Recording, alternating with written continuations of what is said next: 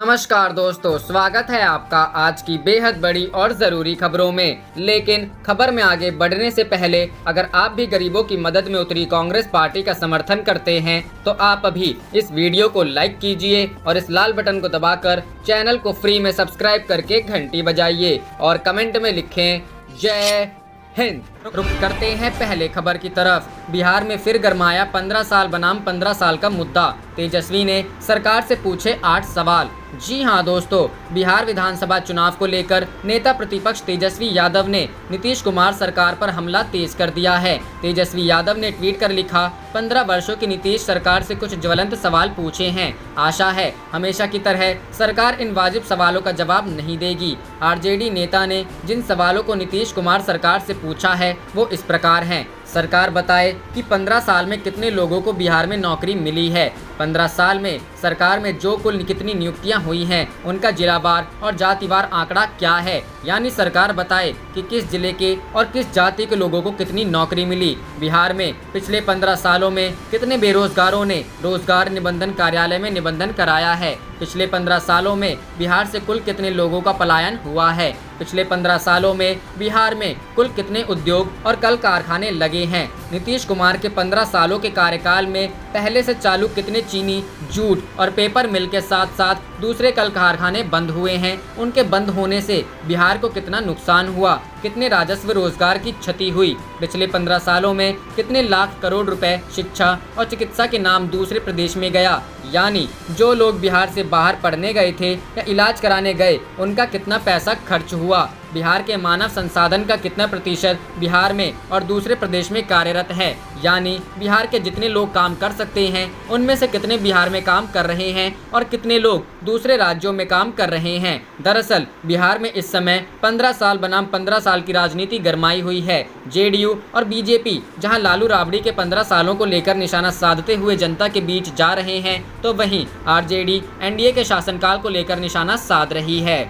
रुख करते हैं अगली खबर की तरफ। तेजस्वी के बाद अब प्रशांत किशोर के निशाने पर नीतीश, घर से नहीं निकलने पर उठाए सवाल। जी हां दोस्तों, जेडीयू के पूर्व राष्ट्रीय उपाध्यक्ष और चुनावी रणनीतिकार प्रशांत किशोर ने कोरोना त्रासदी के दौरान बिहार में हो रही चुनावी चर्चा को लेकर नीतीश सरकार पर निशाना साधा है। प्रशांत किशोर ने ट्वीट करते हुए न केवल बिहार में कोरोना महामारी को लेकर किए जा रहे हैं उपायों पर सवाल खड़े किए हैं, बल्कि सीएम नीतीश कुमार के घर से न निकलने पर भी चुटकी ली है। पीके ने ट्वीट करते हुए लिखा है, कभी नीतीश कुमार के खास समझे जाने वालों में से एक प्रशांत किशोर यानी पीके ने कोरोना संकट को लेकर सीएम को निशाने पर लिया है। उन्होंने ट्वीट में लिखा है, देश में सबसे कम टेस्टिंग, 7 से 9% पॉजिटिव केस दर और 6000 से ज़्यादा केस के बावजूद बिहार में कोरोना के बजाय चुनावों की चर्चा है। 3 महीनों से कोरोना के डर से अपने आवास से ना निकलने वाले नीतीश कुमार समझते हैं कि लोगों के घरों से निकलकर चुनाव में भाग लेने में कोई खतरा नहीं है। मालूम हो कि बिहार में इसी साल के अंत में विधानसभा का चुनाव होना है, जिसको लेकर सारे सियासी दलों ने तैयारियां भी शुरू कर दी हैं। इस कड़ी में बीजेपी ने जहां वर्चुअल रैली से चुनाव प्रचार का एक तरह से आगाज किया है, तो सीएम नीतीश कुमार भी पिछले एक सप्ताह से विभिन्न जिलों के जेडीयू कार्यकर्ताओं से वीसी के माध्यम से लगातार बात कर रहे हैं।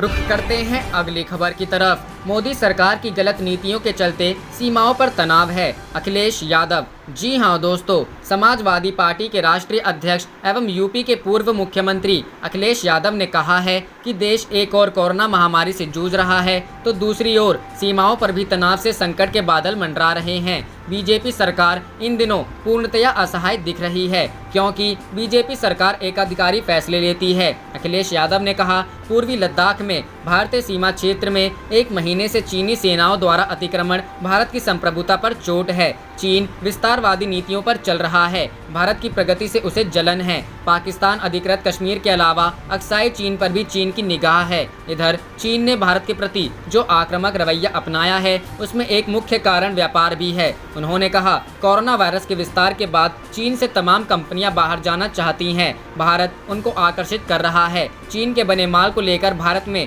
बहिष्कार आंदोलन भी तेजी पकड़ रहा है। चीन की अर्थव्यवस्था का इस सबसे प्रभावित होना तय है। रुख करते हैं अगली खबर की तरफ। यूपी शिक्षक भर्ती में धांधली पर प्रियंका गांधी का सवाल, ये सब किसके कार्यकाल में हुआ? जी हां दोस्तों, उत्तर प्रदेश का अनामिका शुक्ला प्रकरण चर्चा में है। 25 कस्तूरबा गांधी आवासीय बालिका विद्यालयों में एक साथ अध्यापन कर 1 साल तक वेतन उठाकर सरकार को लगभग 1 करोड़ रुपए का चूना लगाए जाने के इस मामले पर अब सियासत भी तेज होती दिख रही है। कांग्रेस की राष्ट्रीय महासचिव प्रियंका गांधी ने योगी सरकार को घेरा है। प्रियंका गांधी ने ट्वीट कर यूपी सरकार पर निशाना साधा है। प्रियंका गांधी ने कहा है कि अनामिका के नाम 25 फर्जी नियुक्तियां, परिषदीय विद्यालयों की फर्जी नियुक्तियों के बाद अब मैनपुरी में कस्तूरबा गांधी विद्यालय में अर्जी नियुक्ति का मामला सामने आया है। उन्होंने कहा है कि यूपी सरकार की शिक्षा व्यवस्था के तंत्र से भ्रष्टाचार के मामले लगातार सामने आ रहे हैं। कांग्रेस महासचिव ने कहा है कि कस्तूरबा विद्यालय की नियुक्तियों में घोटाला सामने आने के बाद तो शिक्षा विभाग में अन्य घोटालों की परतें खुलने लगी। अब परिषदीय विद्यालयों में फर्जी नियुक्तियों का मामला भी सामने आया है। नियुक्तियां साल 2018 में हुई, 2 साल तक ये सब चलता रहा। प्रियंका ने सवाल उठाया है कि ये सब भर्तियां किसके कार्यकाल में हुई और अभी तक चलती कैसे रहीं। इससे पहले प्रियंका गांधी ने फेसबुक लाइव के जरिए 69,000 शिक्षकों की भर्ती में हुई धांधली को लेकर इस भर्ती से जुड़े अभ्यर्थियों से संवाद किया। प्रियंका ने कहा कि आज सुबह टॉपर और कई अन्य गिरफ्तार हुए हैं। अगर यह परीक्षा साफ सुथरे ढंग से हुई है, पारदर्शिता बरती गई है, तो लोग गिरफ्तार क्यों हो रहे हैं। उन्होंने कहा कि यूपी में ऐसी तमाम परीक्षाओं में चीटिंग निकलती है, घोटाले होते हैं, भ्रष्टाचार की बात उठती है। इससे बहुत दुख होता है। प्रियंका गांधी ने कहा कि जिन छात्राओं से बात कर रही थी वे बता रही थी कि परीक्षा में बार बार हेरफेर हो रही है। कभी परीक्षा रद्द होती है तो कभी नया नियम आ जाता है। पहले कट ऑफ कुछ होता है, परीक्षा के बाद कुछ हो जाता है। उन्होंने परीक्षा परिणाम में देरी पर भी सवाल उठाए और कहा कि यह सोच भी नहीं सकती कि रिजल्ट 1.5 साल बाद आता है। अगर कोई गड़बड़ी नहीं है तो परिणाम जल्दी आने चाहिए। कांग्रेस महासचिव ने संघर्ष का आह्वान करते हुए कहा कि अगर हमने आवाज नहीं उठाई तो यह सिलसिला बन जाएगा। रुख करते हैं अगली खबर की तरफ। एक बार फिर से लॉकडाउन लगाने की अफवाह, दिल्ली से यूपी बिहार घर वापस लौटने वालों की संख्या बढ़ी। जी हां दोस्तों, दिल्ली में कोरोना के मामले बढ़ते जा रहे हैं। रोज मरीजों की संख्या में तेजी से इजाफा हो रहा है। वहीं दूसरी ओर दिल्ली में जांच कम होने और बेहतर इलाज की सुविधा न होने के अलावा प्राइवेट अस्पताल में महंगे इलाज से भी लोग परेशान हैं। इन सब के बीच दिल्ली में 15 जून से एक बार फिर लॉकडाउन लगने की अफवाह फैल गई है। इस कारण कई लोग यूपी और बिहार घर वापस लौटने लगे हैं। यमुना एक्सप्रेसवे पर 3 दिन में एकाएक बढ़े वाहनों की संख्या से इसका अंदाजा लगाया जा सकता है। पिछले 3 दिन में यमुना एक्सप्रेसवे से करीब 50,000 से ज्यादा वाहन निकल चुके थे। उनके बीच दिल्ली में लगातार बढ़ते केसों को लेकर पुनः लॉकडाउन होने की संभावनाओं को लेकर चर्चाएं थी। विशेषज्ञों ने पूर्व में जून के आखिर और जुलाई में कोरोना का प्रकोप बढ़ने का अनुमान जताया था। अनलॉक के बाद कोरोना के लगातार केस बढ़ रहे हैं। इस बीच अफवाहों का दौर भी शुरू हो गया है। प्रधानमंत्री नरेंद्र मोदी 16 व 17 जून को प्रदेशों के मुख्यमंत्रियों से वार्ता करेंगे। इसको लॉकडाउन से जोड़कर देखा जा रहा है। आशंकाएं जताई जा रही हैं कि 15 जून से दिल्ली का बॉर्डर सील किया जा सकता है। यमुना एक्सप्रेसवे पर इस अफवाह का असर देखा जा सकता है। पिछले 3 दिनों में यहां से 50,000 से ज्यादा वाहन गुजर चुके हैं। इनमें 70% वाहन दिल्ली की तरफ से आने वाले हैं। रुख करते हैं अगली खबर की तरफ। 4 पहियों के बगैर देश की गाड़ी नहीं चल सकती, कांग्रेस। जी हां दोस्तों, देश की अर्थव्यवस्था को लेकर कांग्रेस ने केंद्र सरकार पर निशाना साधा है। पार्टी ने आरोप लगाया कि अर्थव्यवस्था की हालत के बारे में सरकार में किसी को कोई जानकारी नहीं है। साथ पार्टी ने गाड़ी के 4 पहियों का उदाहरण देते हुए भी सरकार पर चौतरफा घेरने में कोई कोर कसर नहीं छोड़ी। कांग्रेस के वरिष्ठ नेता और राज्यसभा सांसद कपिल सिब्बल ने कहा कि 4 पहियों के बगैर गाड़ी नहीं चल सकती। पहला पहिया संसद है, जहां सरकार कभी भी जवाब नहीं देती। दूसरा पहिया सरकार है, वो भी अपनी मनमर्जी करती है। तीसरा पहिया न्यायपालिका है, जहां सरकार बयान देती है कि सड़क पर कोई प्रवासी मजदूर नहीं है। चौथा पहिया चुनाव आयोग है, वहां का हाल भी ऐसा ही है। जब गाड़ी के चारों पहिए नहीं चल रहे हैं तो गाड़ी आगे कैसे चलेगी। सिब्बल ने पेट्रोल डीजल की कीमतों को लेकर भी सरकार पर निशाना साधा है। रुख करते हैं अगली खबर की तरफ। केजरीवाल शाह की मीटिंग खत्म, घर घर सर्वे, 6 दिन में टेस्टिंग तिगुनी। जी हां दोस्तों, दिल्ली में अगले कुछ दिनों में हर पोलिंग स्टेशन पर कोरोना की जांच सुविधा उपलब्ध कराई जाएगी। साथ में केंद्र दिल्ली को हॉस्पिटल बेड की समस्या से निपटने के लिए 500 रेलगाड़ी के डिब्बे उपलब्ध कराएगा, जिनमें स्वास्थ्य सेवाओं की व्यवस्था होगी। केंद्रीय गृह मंत्री अमित शाह, स्वास्थ्य मंत्री डॉक्टर हर्षवर्धन की मुख्यमंत्री अरविंद केजरीवाल के साथ रविवार को हुई मीटिंग के बाद यह घोषणाएं की गई। अरविंद केजरीवाल ने इस मीटिंग के बेहद प्रोडक्टिव बताया और कहा कि इनमें कई अहम फैसले हुए हैं। दिल्ली में टेस्टिंग रेट भी अगले 2 दिन में 2 गुनी और 6 दिन में 3 गुना करने का ऐलान गृह मंत्री अमित शाह ने किया है। उन्होंने यह भी कहा कि कोरोना के मरीजों की कॉन्टैक्ट ट्रेसिंग के लिए संक्रमित जोन में घर घर जाकर सर्वे किया जाएगा। इस मीटिंग में दिल्ली के उपराज्यपाल अनिल बैजल और राज्य आपदा प्रबंधन प्रशासन के सदस्य भी मौजूद रहे। मीटिंग सुबह 11 बजे से शुरू हुई थी। इसमें दिल्ली की मौजूदा स्थिति का रिव्यू किया गया। रुख करते हैं अगली खबर की तरफ। पीएम केयर्स फंड का होगा ऑडिट, स्वतंत्र ऑडिटर की हुई नियुक्ति। जी हां दोस्तों, देश में कोरोना वायरस 3 लाख से ज्यादा लोगों को अपनी चपेट में ले चुका है। केंद्र और राज्य सरकारें मिलकर कोरोना वायरस को हराने के लिए लगातार काम कर रही है। हालांकि इस बीच अब पीएम केयर्स फंड को लेकर विवाद बढ़ता ही जा रहा है। वहीं अब पीएम केयर्स फंड का ऑडिट किया जाएगा। विवादों और अदालती मामलों से जूझते हुए मोदी सरकार ने शुक्रवार को पीएम केयर्स फंड की जानकारी अपडेट करने के लिए एक स्वतंत्र ऑडिटर की नियुक्ति की है। वहीं 2 प्रधानमंत्री कार्यालय के अधिकारी मानद आधार पर फंड का संचालन करेंगे। दरअसल हाल ही में पीएम केयर्स फंड की जानकारी के लिए कोर्ट में आरटीआई दाखिल की गई थी। आरटीआई कार्यकर्ताओं ने पारदर्शिता की कमी का हवाला देते हुए बॉम्बे हाईकोर्ट के साथ ही दिल्ली हाईकोर्ट में भी इस फंड की चुनौती दी थी। हालांकि इन आरटीआई का जवाब नहीं दिया गया। हालांकि अब आरटीआई आवेदनों में से कुछ प्रश्नों का उत्तर पीएम केयर्स फंड की वेबसाइट पर दिया गया है। इसके मुताबिक यह फंड 27 मार्च को एक चैरिटेबल ट्रस्ट के रूप में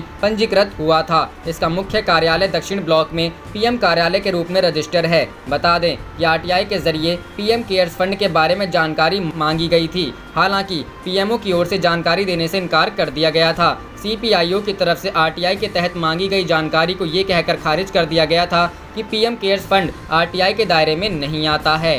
रुख करते हैं अगली खबर की तरफ। लालू भ्रष्टाचारी थे तो नीतीश क्यों आए गठबंधन करने? बीजेपी निष्कलंक थी तो क्यों छोड़ा तेजस्वी? जी हां दोस्तों, बिहार के नेता प्रतिपक्ष तेजस्वी यादव ने बिहार के मुख्यमंत्री नीतीश कुमार पर हमला बोलते हुए कहा है कि उनके लिए सब कुछ कुर्सी ही है। कुर्सी पाने के लिए वे नीति, सिद्धांत, नियम, नियत और विचार सब कुछ भूल सकते हैं। तेजस्वी यादव ने ट्वीट करते हुए लिखा है कि अगर आदरणीय लालू प्रसाद जी भ्रष्टाचारी थे तो 2015 में आदरणीय नीतीश जी क्यों गिड़गिड़ाकर गठबंधन करने आए थे? अगर बीजेपी निष्कलंक थी तो उसे 2013 में आपने बेइज्जत कर क्यों छोड़ा और फिर 2017 में क्यों पकड़ा?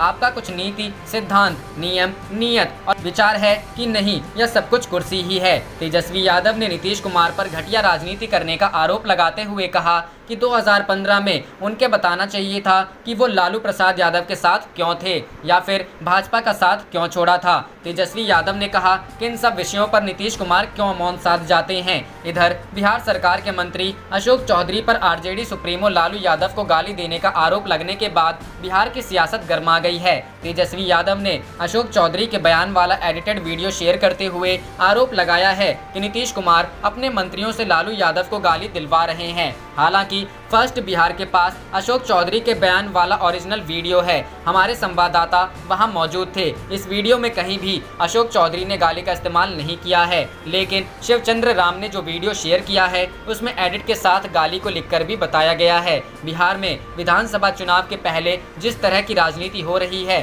उसमें अब एक दूसरे को भेजने के लिए हकीकत से दूर वाली सियासत भी खूब हो रही है। पहले जेडीयू की तरफ से मंत्री नीरज कुमार ने लालू यादव के तीसरे बेटे वाले प्रकरण पर बयान देकर भूचाल पैदा किया, तो अब तेजस्वी यादव अशोक चौधरी के एडिटेड वीडियो के सहारे लालू यादव को गाली देने का आरोप लगा रहे हैं। रुख करते हैं अगली खबर की तरफ। पप्पू यादव ने नीतीश सरकार को बताया तानाशाह, खिलाफ में मशाल उठा सड़क पर उतरे।